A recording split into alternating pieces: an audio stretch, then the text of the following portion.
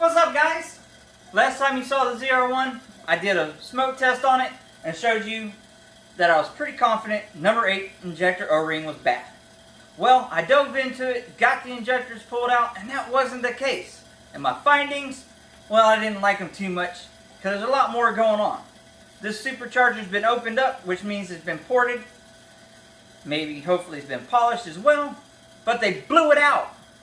And what I mean is, they removed too much material and they made a hole. And then they had to patch it. Well, their patch looks like shit. It looks like a big glob of glue. And I'll show you on each boss area where they blew out and how the weld is just blah. But the O-rings, there wasn't any nicks. There wasn't any tears. All of them are there. There's no cuts. Nothing. They're fine. A little dirty, but that's about it. Check it out. Now, number 8 was the one given the fits. And as you can see, there's a big glob of weld. And in the middle of that weld, there's a fisheye. And then right above it, there's a black crater. Like you got a black forehead on your nose. Only this one is a hole because I stuck a toothpick in it earlier. And it's got little bubbles that you probably can't see at the moment coming out.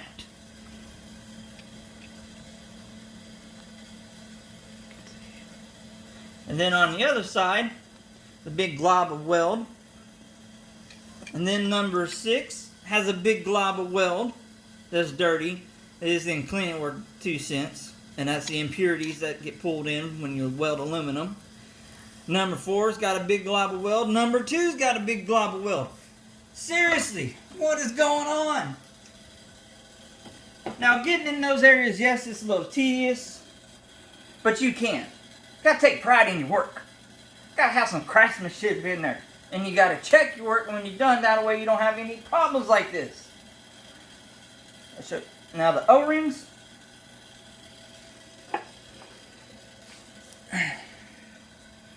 They're fine. They all look like that. Like I said, they're a little dirty, but they'll still seal. No problems, no leaks.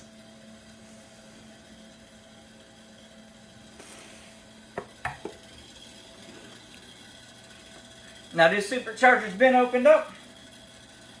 I know a little more about it. It's got a 102 or 103 throttle body on it as well, so the throat's been opened up. So it's had a full port for horsepower and flow, which isn't a problem.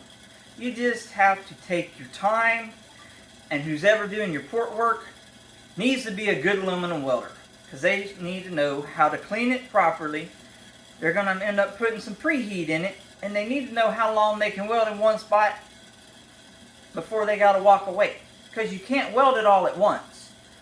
When you do that, you have a high probability that you're going to warp the supercharger, which, with as much smoke as I have coming out, with the injectors all out the way and the wiring harness out the way, it looks like a cemetery on a foggy night. It's just rolling coal down the entire bank from any orifice you can think of, and I have everything plugged off. But you can see the shadow through the black light.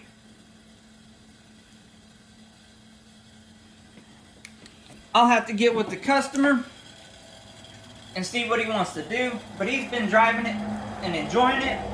So he may just want to put it back together for now until he decides the route he's going to go, which is very possible.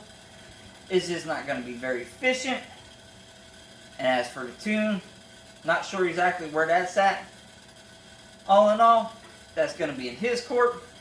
I'll figure out the fuel pump issue, whether it's the actual pump or if it's a fuel pump control module. Because the C6s were notorious for the fuel pump control module going out. But we also did have fuel pumps that went out. Therefore, you need to diagnose it properly, because you don't want to sell the customer a fuel pump and it end up being the control module, because then he's going to have the same problem and he's not going to be happy. Have a great evening. Thanks for tuning in. Feel free to leave a comment or ask a question. Keep it between the ditches and in your lane, and I'll catch you down the road.